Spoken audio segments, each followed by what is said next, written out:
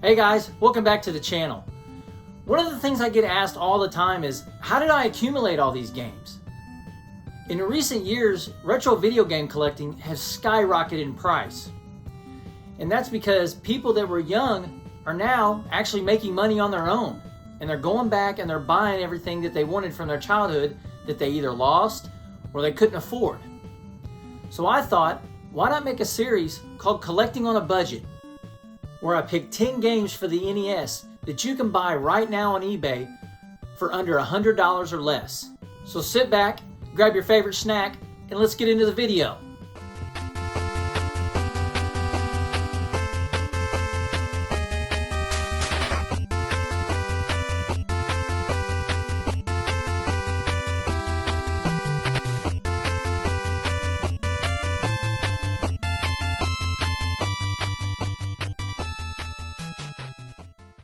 Number 10, Blades of Steel. I'm going to be honest, I don't watch hockey very much, but I did play this when I was a kid and I had a good time. But I got called out on my last video by my buddy Joe because I didn't have this game on my top 20 favorite NES games. So I thought this is a perfect place to talk about it. You pick from 8 different teams in either exhibition or tournament mode. It offers a solid 2-player co-op mode also. Plus you can play solo against the computer on 3 different difficulties. You can also get into fist fights, which is the coolest thing about this game. Solid gameplay, good presentation, and all under $7. How can you go wrong? Number 9, RC ProAm. One thing I loved about the Nintendo was the great racing games for it. They had plenty, and one of the early titles to come out was RC ProAm. You play in an isometric overhead view. You aren't really actually in the car, it's an RC car that you are controlling. The objective is to qualify for the next race by placing in the top 3 racers. Players collect items to improve performance on their cars after each race. When racing, you must avoid a variety of hazards such as rain puddles and oil slicks. You can also shoot missiles and lay bombs that will hurt opposing cars. This game is a blast, and it's very cheap to pick up on eBay. Number 8, Star Soldier. When you think of all the great shoot-'em-ups that came out for the NES, this one never gets mentioned, and that's a shame. You play as a ship named Caesar, traveling around space stations to battle Starbrains, which are apparently big supercomputers who threaten the galaxy. This is a pretty fun game. It has solid controls, great power-ups, and a big sprite for the bosses make this a great time. I know it's not talked about much, but give it a try and you won't be disappointed. Number 7, Trojan. Set in a war-torn future in the aftermath of the nuclear war, you are a warrior hired to defeat the gang of an evil empire. You only have a sword and a shield to complete your mission. It's a solid side-scrolling action game where you basically move right until you reach the end of the level and battle many different enemies along the way. You have power-ups and weapon upgrades you can pick up to help you along in your journey. You can also find secret room and hidden passages where you will find upgrades for your weapons and yourself, like boots that make you jump higher. Plus it has a really primitive 1v1 where 2 players can compete against each other. It's not the best game overall, but for the $7 price tag, it's not half bad. Number 6, Dr. Mario. This is a classic NES puzzle game. The objective is to destroy the viruses on screen by using colored capsules that are thrown into the bottle by Mario, who assumes the role of a doctor. You can turn each capsule as it falls like in Tetris, with the goal being to align similar colors, which removes the viruses. You progress through the game by eliminating all the viruses on screen in each level. I'm not the best at this game, but it is fun, and when a 2-player joins in, it can get very competitive very quickly.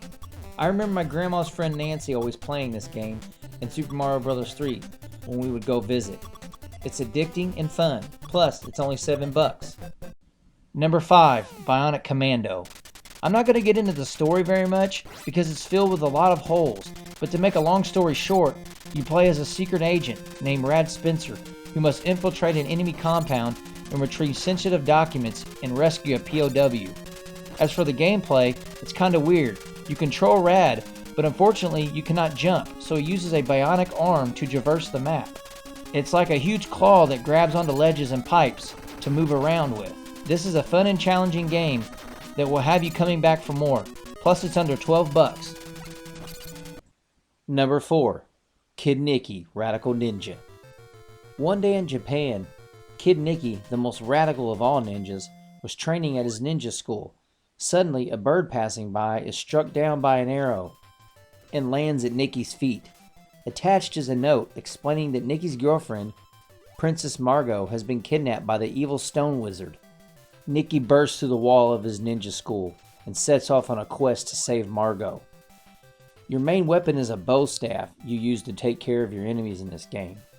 Most level bosses have pretty good sprites also. It's a decent game. It's not the very best on the list, but it's not a terrible game either. So go pick it up. It's cheap enough. Number 3. Ninja Gaiden. You play as Ryu Hayabusa, who seeks revenge for the death of his father and gradually finds himself involved in a sinister plot that threatens the entire world. That sounds nothing like a ninja game, but who cares? This game is just downright awesome. Weapon upgrades, great boss battles, amazing story, and actual cutscenes after each level. It was like watching a movie. It blew my mind when I was a kid. Nobody did stuff like that in games back then. Also, back in the day, none of my friends were ever able to finish it. Me either. The skill that this game takes to beat is simply unreal. Most say that the Ninja Gaiden trilogy is the hardest trilogy to beat on the NES, and I agree. But the difficulty of the game almost becomes its charm after a while. If you beat this game, it's like a bragging right, or a badge of honor. It's a damn good title for the NES, and one that can be had for a measly $11. Number 2. Adventure Island. You play as Master Higgins, a young man who ventured to Adventure Island in the South Pacific after hearing that the evil witch doctor kidnapped Princess Tina. To rescue her, you must survive 32 stages. Yes, you heard me right, 32 stages. When you reach the 4th round of each area, you must confront a boss at the end to continue to the next area. The game isn't extremely hard, but it is pretty long, and that's how I think you get your money's worth.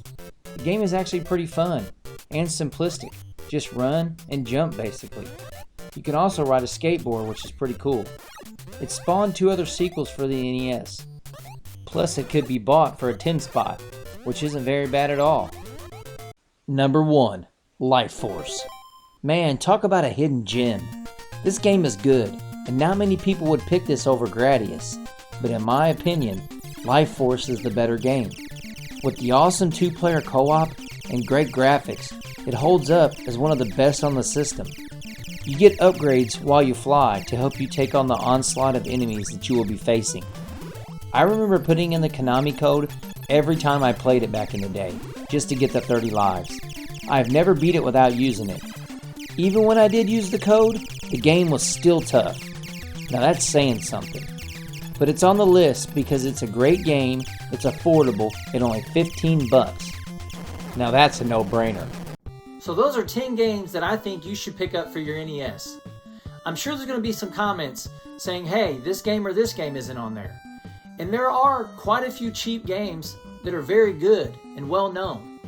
But I wanted to give people an opportunity not to spend much money and play some games that they may not have known about. So if you have any memories of the games in my list, put it down in the comment section below. Don't forget to like, comment, and subscribe. And until next time, keep it retro.